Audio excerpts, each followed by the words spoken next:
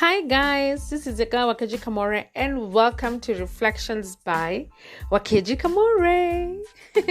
Thank you so much for listening. Again, good morning, good afternoon, good evening, depending on the time that you get to listen to this.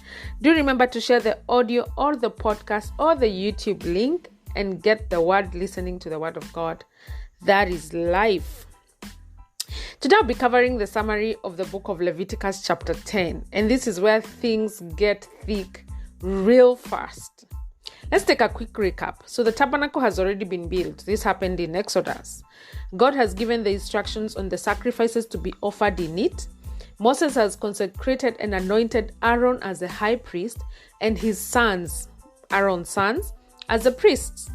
Aaron and his sons were instructed to stay at the tabernacle for 7 days, after which they would be ready to start the priesthood duties.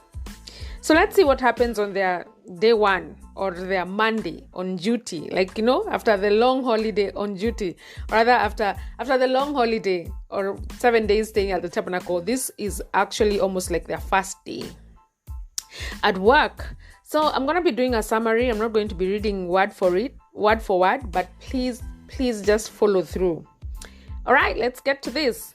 So chapter 10 of Leviticus begins with the death of Nadab and Abihu. I know you're wondering, who are these people? These were Aaron's sons who were in the priesthood, and the chapter begins by saying that they made a mistake. Instead of using fire from the altar to burn their incense, they got fire from elsewhere and brought it to the altar. As in, they just went and washed a kamoto somewhere and brought it into the altar. This was contrary to the direct command of God. So God sent a fire from heaven and destroyed them on the spot. That's day one of priesthood. My goodness. All right. So after the two sons died, Moses told Aaron that the priests must respect God and follow his commands. He then told Aaron's other two sons to carry the bodies away from the camp.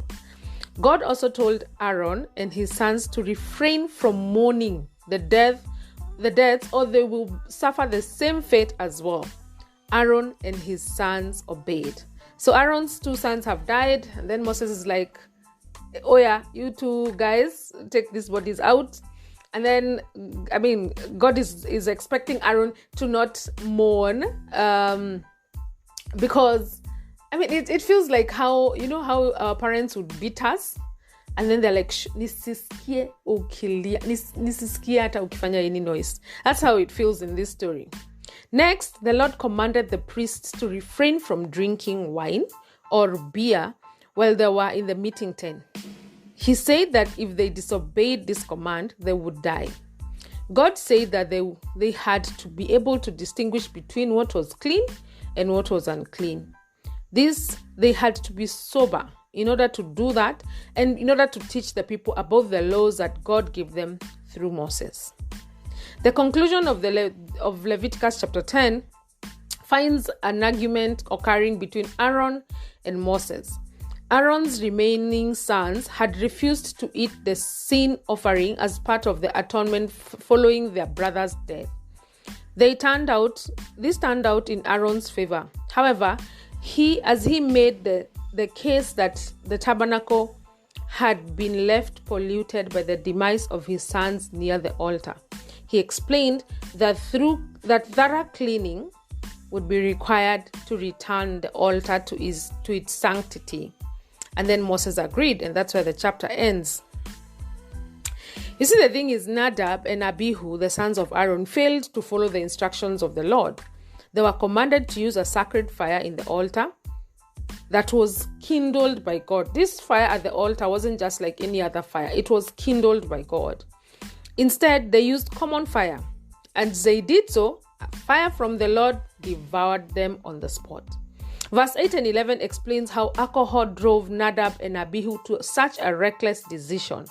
After the incidents, God spoke to Aaron, commanding him and his sons to abstain from drinking wine or strong drinks, so that they could see the difference between what is holy and what is unholy, and properly teach the laws of God to the children of Israel.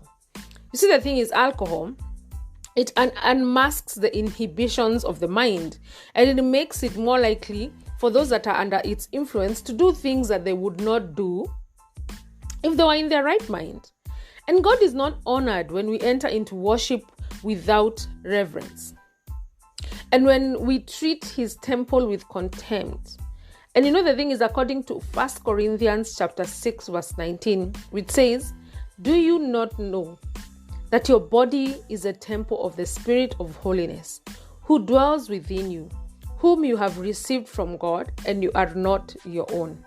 According to that verse, the body, our body, your body, my body, is a temple of God. And so we are to treat it with reverence and to offer it up as a sacrifice to God. This is your girl Wakeji Kamore, and this has been Reflections by Wakeji Kamore.